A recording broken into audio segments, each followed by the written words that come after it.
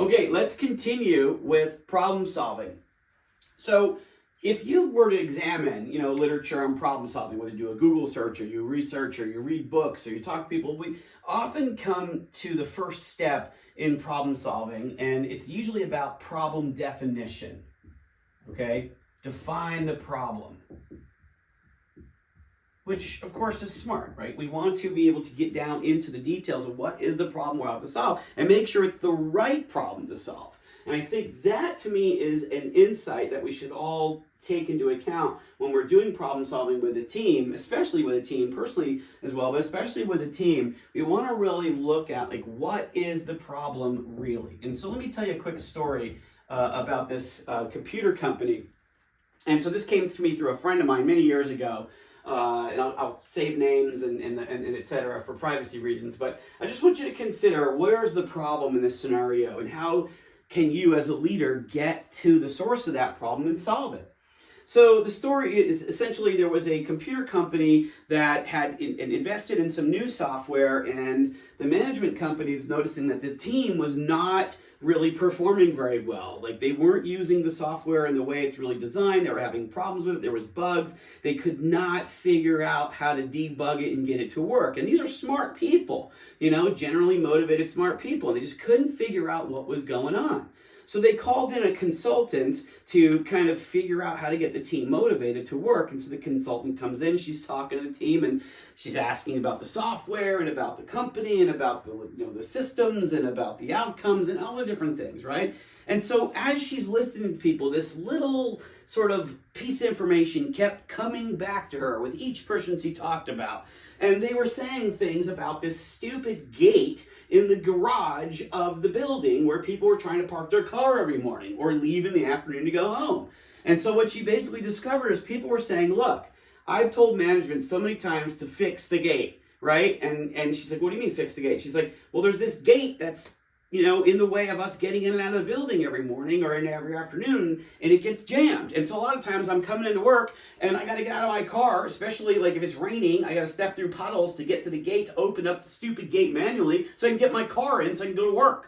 And I've said to management, how many times fix the gate? But the management is just saying to me, look, it has nothing to do with the software. It has nothing to do with the bugs. It has nothing to do with any of the outcomes we're trying to produce. We'll get to it when we get to it. Maintenance, we'll get to it. Right now, I need you. Management's talking to the team. I need you to fix the software bugs. And for some reason, the team's just not doing it. And so this consultant finally said to management after looking at it, she said, I think I solved your problem. And they're like, well, what do you mean? And she says, well, basically, your employees are annoyed and they're not motivated to really discover the solution and push themselves because they feel like you don't care about them, and they're annoyed because they can't get into work or out of work on time, and it's completely messing up everything they're doing. It's messing up teamwork, synergy, trust, everything. And so she said, I actually hired someone to fix the gate, and it's fixed. Well, would you believe it? Basically, the next week, all of a sudden, the software bug was fixed. They had some kind of aha moment, a eureka, and the team fixed it, and now everything's moving smoothly. And so, well, what's the lesson there? And it's interesting, right? Because management thought the problem was the software bug that the team just couldn't figure out, even though they're so smart. But it wasn't. The problem was the gate. Why? Because it was basically in the way of people being able to concentrate, being able to show up, being able to apply themselves, being able to actually focus. Everybody was so distracted and annoyed at this irritation that management couldn't give a shit about, excuse my language, but that's how they felt. So the team didn't really feel a whole lot of trust. They didn't feel like there was any communication, so they really weren't bringing accountability because the leaders weren't bringing accountability. What were the leaders accountable for?